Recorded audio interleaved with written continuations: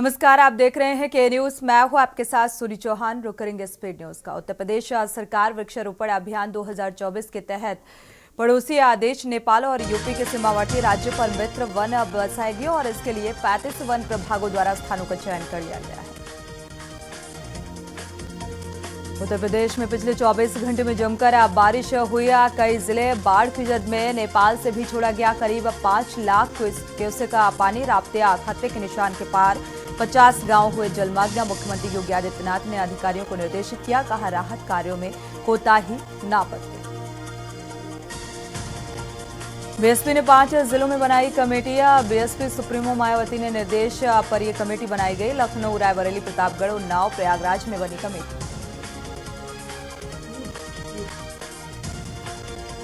बांदा के किसानों ने सरकार का एक नया आदेश बांदा के किसानों के लिए जारी किया गया। किसानों को उपलब्ध कराई जाएगी पीएम सम्मान निधि। किसान सम्मान निधि लेने के लिए जो फार्मर हैं वो रजिस्ट्री होगी अनिवार्य। नाम ना दर्ज करवाने पर नहीं मिलेगा पीएम सम्मान निधि। रजिस्ट्री में राजस्व और कृषि विभाग मिलकर करेंगे काम। लखनऊ में पुलिस कमिश्नर ने मुहर्रम जुलूस को लेकर मार्गों का निरीक्षण किया। व्यवस्थाओं का जायजा। बड़े इमामबाड़ा से छोटा इमामबाड़ा तक निरीक्षण किया गया। लखनऊ में मुहर्रम के चलते पश्चिमी जोन में सुरक्षा व्यवस्था का जायजा लिया गया। ड्रोन से इलाकों में की गई निगरानी। किसी की छत पर ईंट, पत्थर या कोई आपत्तिजनक सामान तो नहीं। फिलहाल निगरानी के दौरान कोई भी ऐसी वस्तु नहीं पाई। लखनऊ में पेड़ लगाओ पेड़ बचाओ अभियान जारी है और 20 जुलाई से 15 अगस्त तक प्रदेश में बड़े स्तर पर किया जाएगा पौधारोपण और मां के नाम पौधारोपण की अपील। वाराणसी के राजकीय आयुर्वेदिक अस्पताल नगर कबीर चौरा की जर्जर बिल्डिंग को गिराया जाएगा। अचानक छत गिरने के बाद चिकित्सा अधिकारी और इस जर्जर भवन में काम करने से इनकार किया गया था। इस हादसे में एक बच्चे को भी चोट आई। बहराइच में 3 दिन पहले नदी में डूबे बालक का शव पानी में उतराता देखा। नदी में नहाने गया था बालक और 3 दिन पहले पानी से में बहकर डूबा था। 4 दोस्तों के साथ नदी नहाने गया था किशोर। तेज बहाव के चलते लापता। यूपी को मानसून ने जुलाई में भिगो दिया। प्रदेश में 38.8 मिलीमीटर हुई बारिश। जून से अब तक 193.7 मिलीमीटर बारिश रिकॉर्ड की गई और औसतन करीब 36% ज्यादा बारिश हुई है। प्रदेश में सबसे ज्यादा बस्ती में 201 मिलीमीटर बारिश हुई।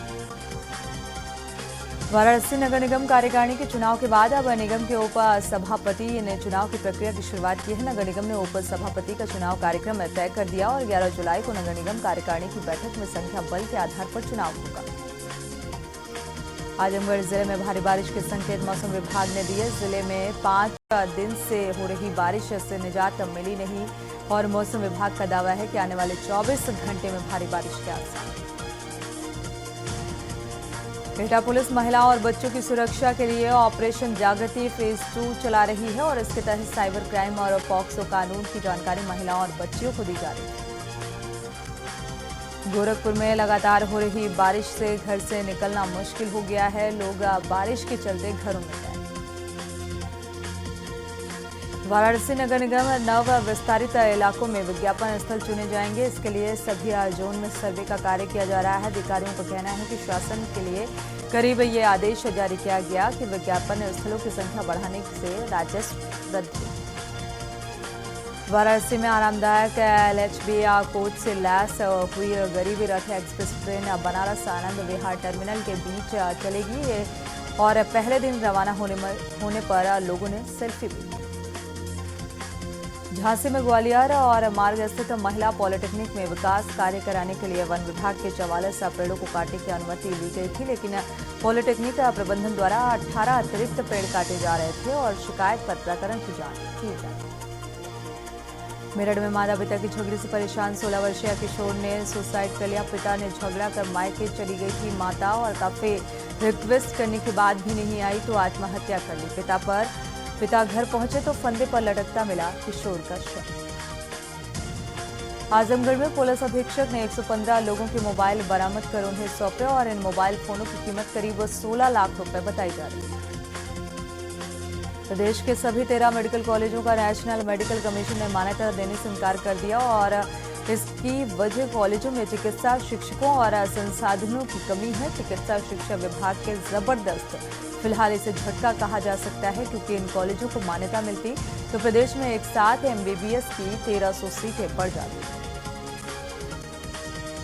प्रदेश के परिषद या विद्यालयों में शिक्षकों और कर्मचारियों की डिजिटल अटेंडेंस लगाने की व्यवस्था का व्यापक स्तर से विरोध जो है शुरुआत हो चुकी है। विरोध की नाराजगी जाहिर की कई शिक्षकों ने और काली पट्टी बांधकर प्रदर्शन किया। 15 जुलाई को जिला मुख्यालय में प्रदर्शन करने का निर्णय लिया गया।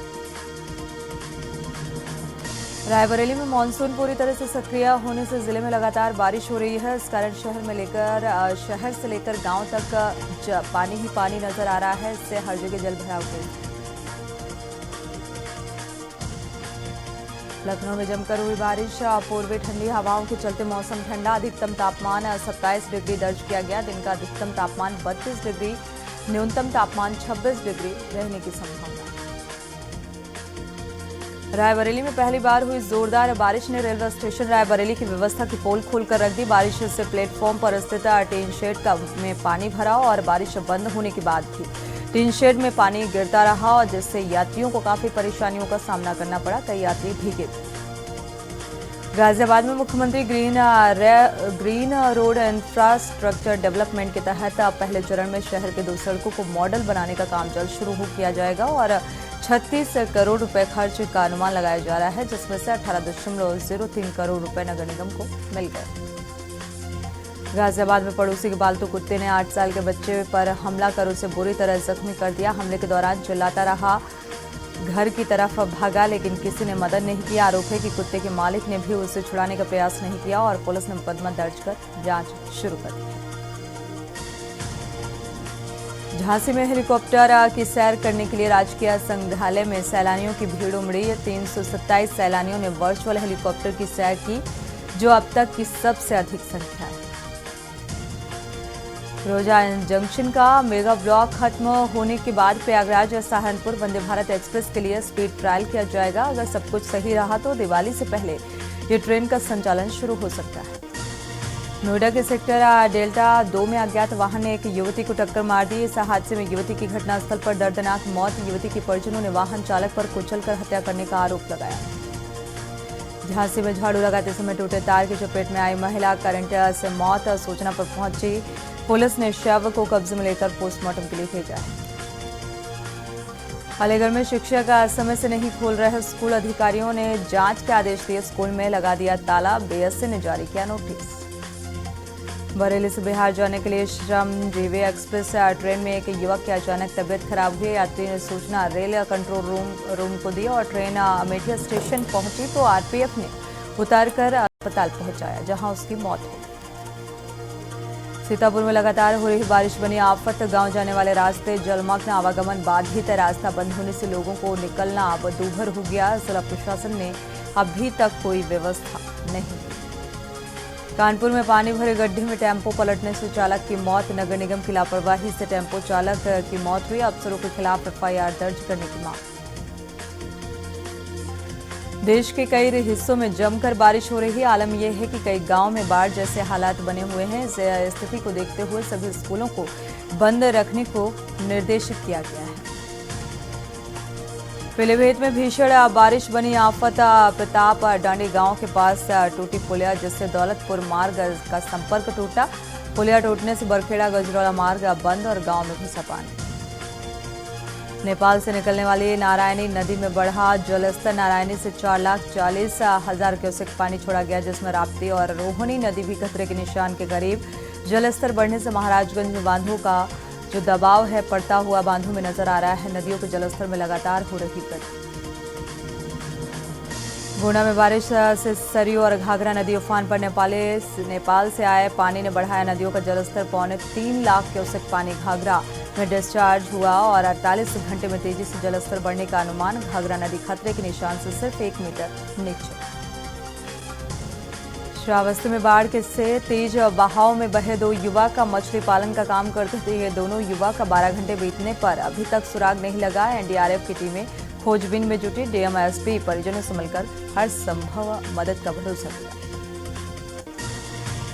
यूपी की योगी आदित्यनाथ सरकार प्रदेश की स्वास्थ्य व्यवस्था को दुरुस्त करने का प्रयास कर रही है। इस क्रम में उप मुख्यमंत्री ब्रजेश शाह पाठक ने मेडिकल कॉलेजों की समीक्षा की और डिप्टी सीएम ने अस्पतालों में लंबित केसों पर रोक लगाने पर भी सवाल उठाए। बारिश की वजह से यूपी की नदियों का जलस्तर बढ़ने लगा है। बाढ़ के हालात बनते हुए नजर आ रहे हैं और इस दौरान वर्षा से जुड़े हादसों में 7 लोगों की मौत हुई है। राहत आयुक्त कार्यालय से मिली जानकारी के अनुसार कुशीनगर में नदी का जलस्तर खतरे के निशान को पार कर गया। लखनऊ में चलती कार में लगी आग, कार सवार ने कूद कर बचाई अपनी जान। स्थानीय लोगों ने फायर ब्रिगेड को दी इस बात की सूचना।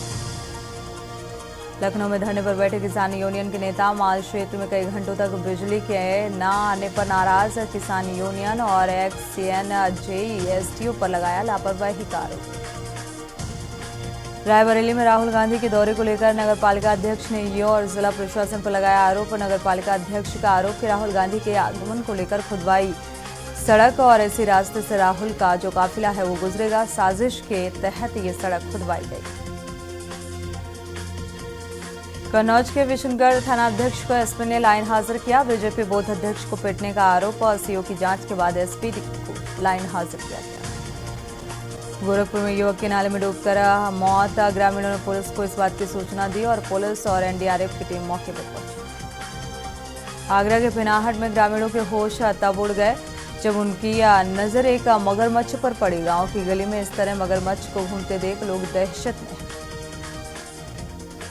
बरेली समेत आसपास के जिलों में जुलाई की शुरुआत से अब तक बारिश का क्रम लगातार जारी है। मानसूनी बारिश अब आफत बनती जा रही है। 15 घंटे तक लगातार हुई बारिश।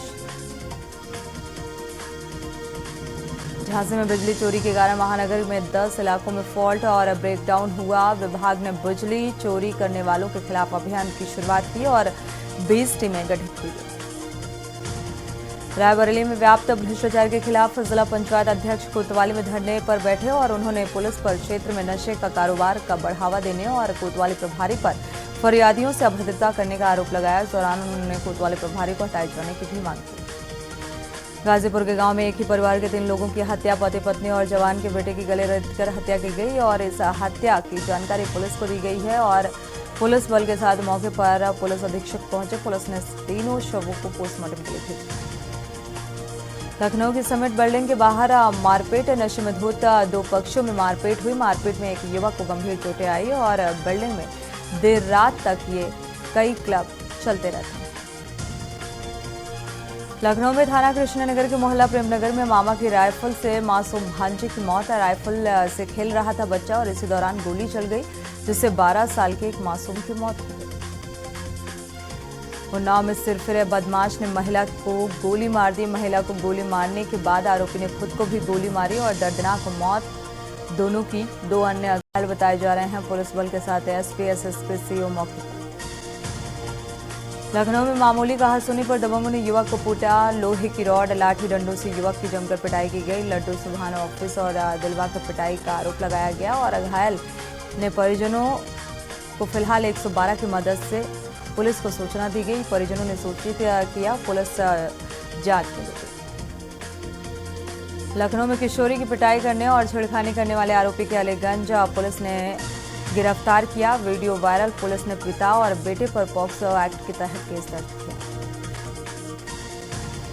अमरोहा के राष्ट्रीय राजमार्ग 9 के पुल पर बने डिवाइडर पर युवक ने चढ़ाई बाइक। बाइक नीचे गिरी तो हो सकती थी बड़ी घटना। खतरनाक वीडियो वायरल। सुल्तानपुर में एक नेता और उसके बेटे समेत 50 पर एफआईआर दर्ज। घर में घुसकर महिलाओं से अभद्रता, गाली गलौज करने का ये पूरा मामला है। सोनभद्र में रेलवे क्रॉसिंग के पास मिला एक युवक शव। मिलते ही क्षेत्र में फैले सनसनी। पुलिस ने शव को कब्जे में लेकर पोस्टमार्टम के लिए भेजा। युवक की पहचान सूरज पुत्र बच्चू राम निवासी सोनभद्र के रूप में की गई। और इसी बीच पीलीभीत से खबर सामने आ रही है। आपको बता दें, भारी बारिश का असर देखने को मिला है जिसके चलते नदियों का जलस्तर लगातार बढ़ता जा रहा है और लगातार बारिश होने का भी अनुमान मौसम विभाग ने जताया है। शारदा नदी खतरे के निशान के बेहद करीब पहुंची है। भारी बारिश अब लोगों के लिए मुसीबत बनती हुई नजर आ रही है। कई ट्रेनों का संचालन भी पूरी तरीके से बंद हो गया है, यानी कि बारिश का असर अब ट्रेनों की रफ्तार पर भी पड़ता हुआ नजर आ रहा है। पीलीभीत से हम खबर शारदा नदी उफान पर है और ट्रेनों का संचालन भी बंद किया गया है, क्योंकि यहीं से होकर ट्रेनें गुजरती हैं। तस्वीरें भी सामने आ रही हैं और ट्रेनों का संचालन फिलहाल इसी लिहाज से बंद किया गया। पीलीभीत से खबर, भारी बारिश के चलते जो नदियों का जलस्तर है वो लगातार बढ़ता जा रहा है और शारदा नदी उफान पर ट्रेन का संचालन भी पूरी तरीके से बंद कर दिया गया है। भारी बारिश के चलते ट्रेनों का संचालन रोका गया।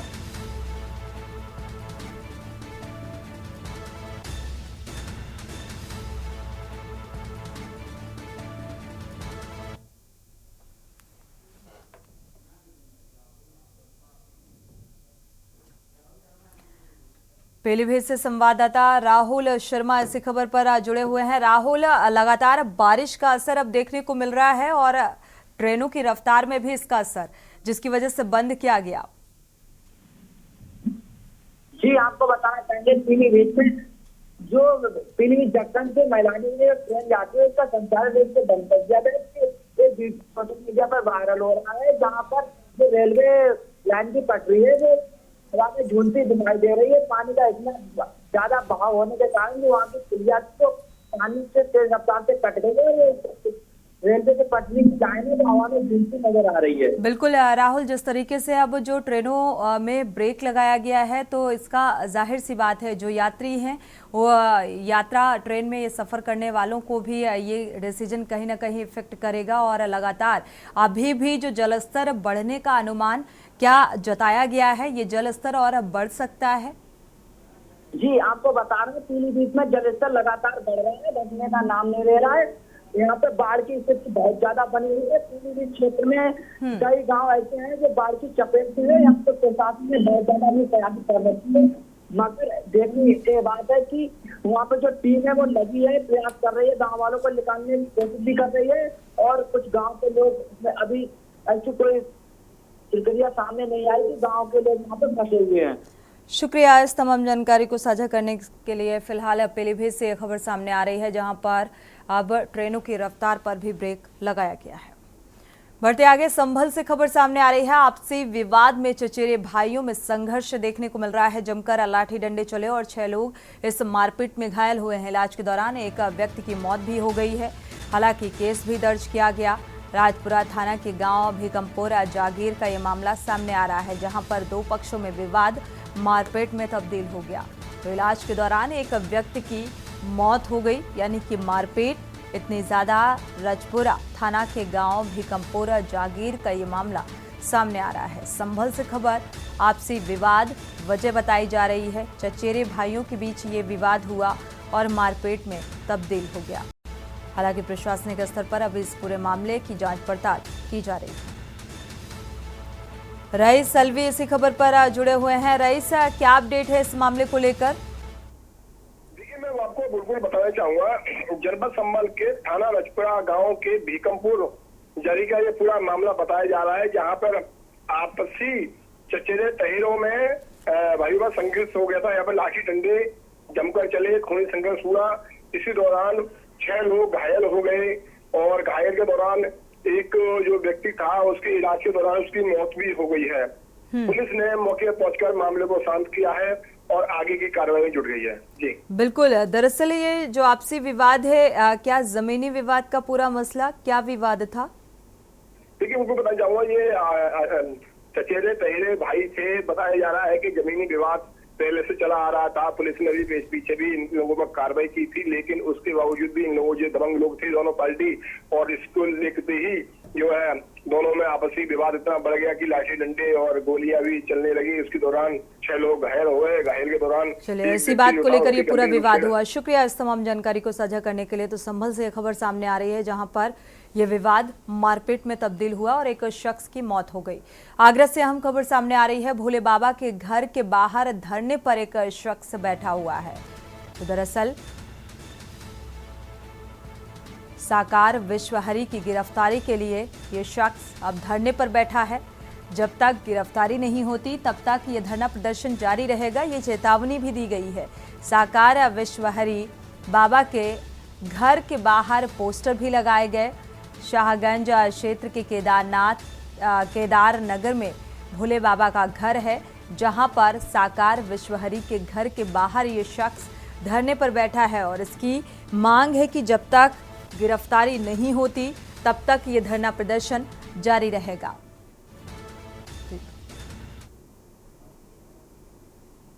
मेरे धरने पर बैठने की वजह 123 परिवार हाथरस के होने वाली सभा में जो 123 परिवारों की मौत हुई है, उन मौत का जिम्मेदार कौन है? जिनने जो भोले बाबा और सूरजपाल जिन्होंने आयोजन कराया, पूरे आयोजन को वही मैनेज करते हैं, वही अपने सेवादारों को भेजते हैं, काम करवाते हैं। तो ऐसे लोगों को वहाँ पे अगर हादसा हुआ उसकी जिम्मेदारी लेनी चाहिए और सामने आना चाहिए, उनके दुख दर्द देखने चाहिए। जहाँ 123 परिवारों में से 100 महिलाएं खत्म हुई हैं, महिलाएं खत्म होने से पूरा परिवार खत्म होता है, उस परिवार की जिम्मेदारी कौन लेगा? शासन प्रशासन ने जिम्मेदारी ली। इसी खबर पर अजेंद्र चौहान जुड़े हुए हैं संवाददाता आगरा से। अजेंद्र, देखा जाए तो ये शख्स फिलहाल 123 लोगों की मौत का जिम्मेदार भोले बाबा को मानता हुआ नजर आ रहा है और इसीलिए अब अनशन पर बैठा हुआ है और ये गिरफ्तारी जब तक नहीं होती तब तक ये प्रदर्शन जारी रहेगा, इस तरीके की चेतावनी निकलकर सामने आ रही है। क्या जानकारी? और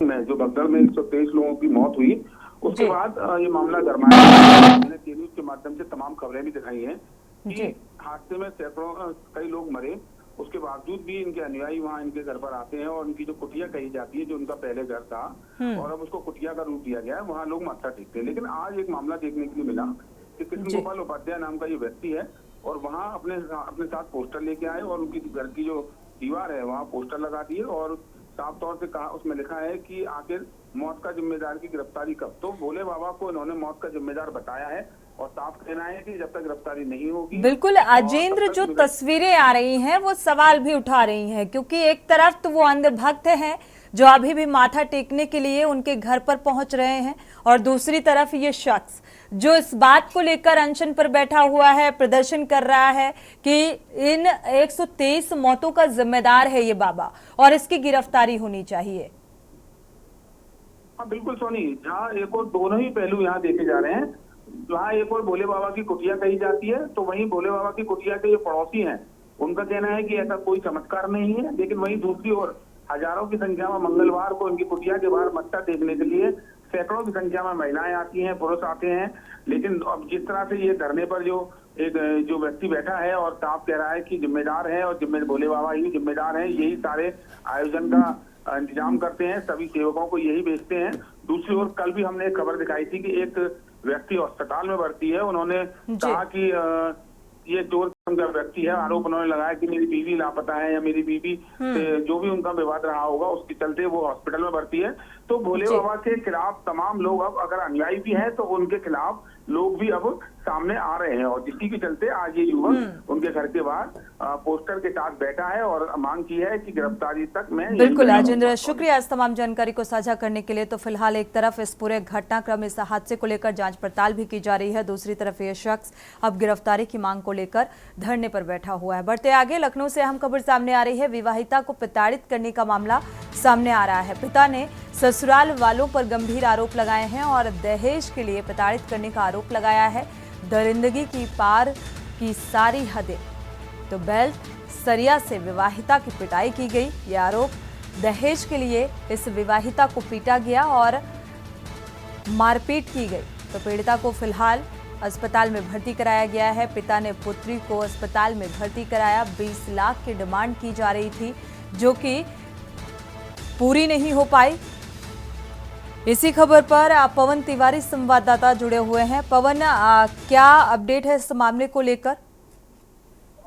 जी, आपको बता दें कि आज सुबह एक जो पीड़िता है उसके पिता ने एक वीडियो वायरल किया जिसमें उसके जो बेटी को काफी बेरहमी से मारा गया। जो पीड़िता के पिता ने आरोप लगाया है कि जो इसकी शादी अभी 2 साल पहले हुई थी और जो लड़की के जो पीड़िता है उसके जो पति हैं और उनके जो ससुर हैं वो पूर्व जो है पुलिस में अफसर रहे हैं, इंस्पेक्टर रैंक में रहे हैं, और शादी के बाद भी लगातार 20 लाख रुपए दहेज लाने की मांग को लेकर उसको प्रताड़ित इसकी लड़की को किया जा रहा था। उसको लेकर क्या आज सुबह, प्रशासनिक स्तर ग्रामीण- पर ये मामला फिलहाल इस मामले की तफ्तीश की जा रही है, क्या कुछ कार्रवाई? अभी फिलहाल तहरीर दी गई है थाने पर, और जो पीड़िता है काफी ज्यादा गंभीर है, उसको चोटें काफी लगी हुई हैं, बुरी तरह वो चोटें हैं, जिसका इलाज जो है लोक बंधु हॉस्पिटल चल रहा है। और उसके जो पिता है उन्होंने जो है तहरीर थाने पर दी। थाने पर तहरीर देने के बाद पुलिस है वो उसकी मामले की जांच पड़ताल करने में जुट गई है। फिलहाल एक वीडियो और सामने आया था जिसमें जो पीड़िता के ससुर है उनके जो सहयोगी पुलिसकर्मी वहां पर पहुंच कर वो दबाव बनाने की बात कर रहे थे, जिसके बाद जो वहां पर मौजूद पब्लिक थी, जो उनके पड़ोसी थे, वो काफी भड़क गए थे उनके पुलिस वाले के ऊपर। तो काफी ज्यादा जो है जो वो पुलिस में अधिकारी रहे, इसकी वजह से कुछ लोग दबाव डालकर सुलह समझौता भी करना चाह रहे हैं। फिलहाल पुलिस मामले की जांच पड़ताल कर रही है। शुक्रिया इस तमाम जानकारी को साझा करने के लिए। तो पुलिस इस पूरे मामले की तफ्तीश करने में जुटी हुई है और आखिर वजह क्या है ये जानने की कोशिश, लेकिन पीड़ित पक्ष का ये कहना है कि दहेज के चलते विवाहिता को प्रताड़ित किया गया। बढ़ते आगे, रायबरेली से अहम खबर सामने आ रही है। शिक्षकों की डिजिटल उपस्थिति अब अनिवार्य होगी। प्राथमिक विद्यालय में डिजिटल उपस्थिति का विरोध कर रहे हैं शिक्षक, और शिक्षकों की डिजिटल उपस्थिति आज शून्य रही। तो डिजिटल उपस्थिति को लेकर शिक्षकों ने हंगामा किया, विरोध किया और इसे एक काला कानून बताया है। तो कई सारी दलीलें भी शिक्षकों के सामने आ रही है और शिक्षकों का ये कहना है कि अगर किसी तरह से जाम में फंस गए तो फिलहाल ये उपस्थिति अनिवार्य होनी चाहिए, लेकिन कुछ जो शर्तें हैं शिक्षकों की वो भी माननी चाहिए। तो उसी मांग को लेकर ये प्रदर्शन भी किया जा रहा है।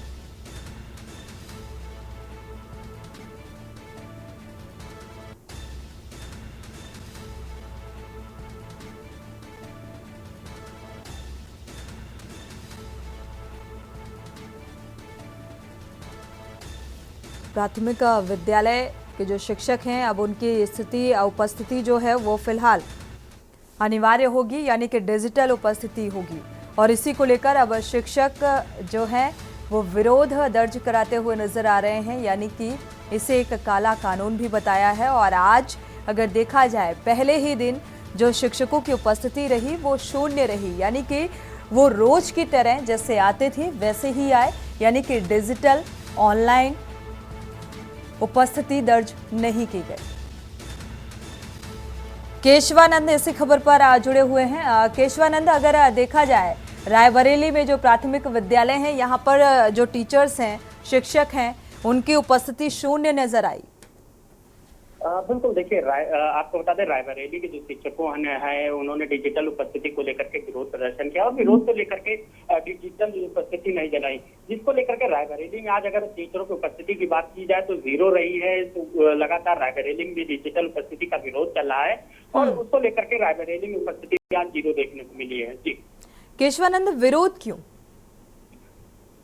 क्या बातचीत की कुछ शिक्षकों से, कुछ प्रतिक्रियाएं निकलकर सामने आई?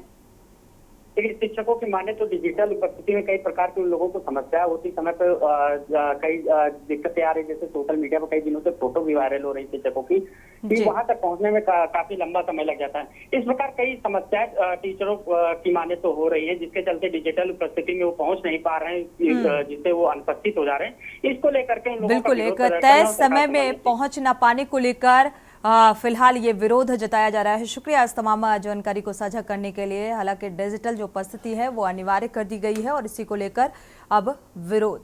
इसी के साथ बुलेटिन में इतना ही। आगे खबरों के लिए आप देखते रहिए के न्यूज इंडिया। आप देख रहे हैं के न्यूज, खबरों का सारथी।